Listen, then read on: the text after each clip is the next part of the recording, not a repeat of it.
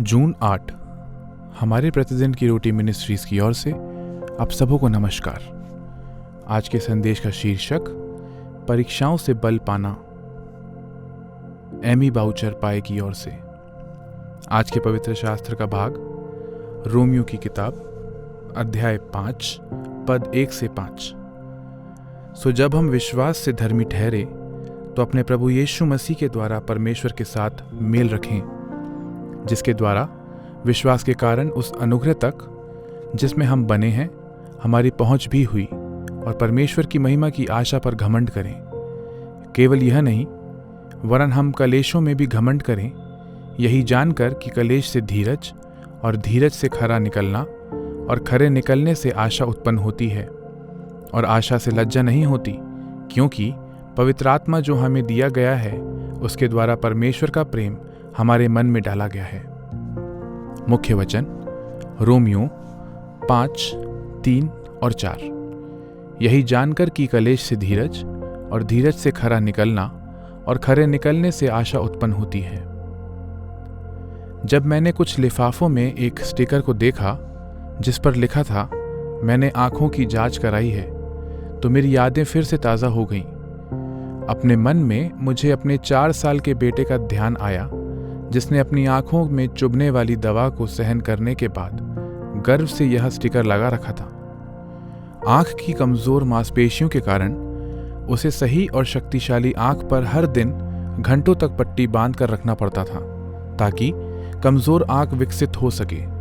उसे सर्जरी की भी आवश्यकता थी। उसने सांत्वना के लिए अपने माता पिता के रूप में हमारी ओर देखते हुए और बच्चों के समान विश्वास के साथ परमेश्वर पर निर्भर रहते हुए एक एक कर इन चुनौतियों का सामना किया।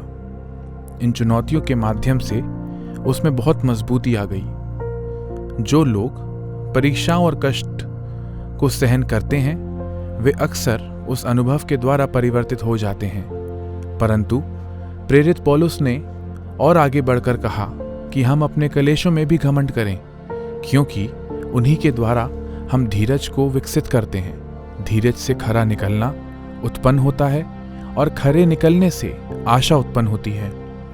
पौलुस निश्चय ही उन परीक्षाओं को जानता था जिसमें न केवल जहाज़ों का टूटना था, बल्कि कारावास भी जो उसके विश्वास के लिए था। फिर भी उसने रोम के विश्वासियों को लिखा कि आशा से लज्जा नहीं होती, क्योंकि पवित्र आत्मा जो हमें दिया गया है उसके द्वारा परमेश्वर का प्रेम हमारे मन में डाला गया है। इस प्रेरित ने पहचान लिया कि जब हम परमेश्वर पर अपना भरोसा रखते हैं तो परमेश्वर का आत्मा यीशु में हमारी आशा को जीवित रखता है। आप चाहे किसी भी कठिनाई का सामना करें, परंतु यह जान लें कि परमेश्वर आप पर अपना अनुग्रह और दया उंडेलेगा। वह आपसे प्रेम करता है।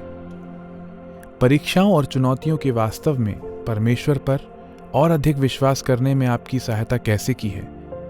आप वर्तमान में जिस स्थिति का सामना कर रहे हैं उसमें आप स्वयं को परमेश्वर की देखभाल के लिए कैसे समर्पित कर सकते हैं? हे परमेश्वर, हे सदा प्रेम करने वाले परमेश्वर, आपने प्रतिज्ञा की है कि आप मुझे कभी नहीं छोड़ेंगे। जब मैं संघर्ष करूं, उस समय में भी आपकी प्रतिज्ञाएं मैं थामे रहूंगा, और उन्हें थामे रखने में आप मेरी सहायता करें। आमीन।